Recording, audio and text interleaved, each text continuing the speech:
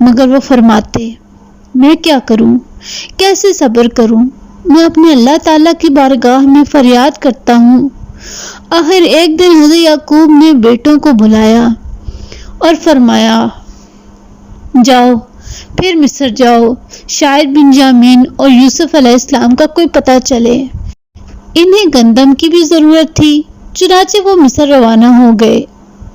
دربار میں پہنچ کر انہوں نے بڑی عاجزی سے فریاد کی، اے عزیز مصر، ہمارے حالات بہت بگڑ گئے ہیں، ہمیں اور ہمارے گھر والوں کو غربت اور بیچارگی نے گھیر رکھا ہے، ہم بہت ہی معمولی رقم لے کر آئے ہیں، ہمیں گزارے کے لیے گندم دے دیں، آپ کی بڑی مہربانی ہوگی، ہم نے آپ کو بڑا نیک اور مہربان پایا ہے۔